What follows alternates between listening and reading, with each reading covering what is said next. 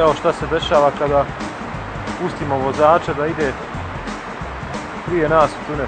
Sad moramo prepješaštovati.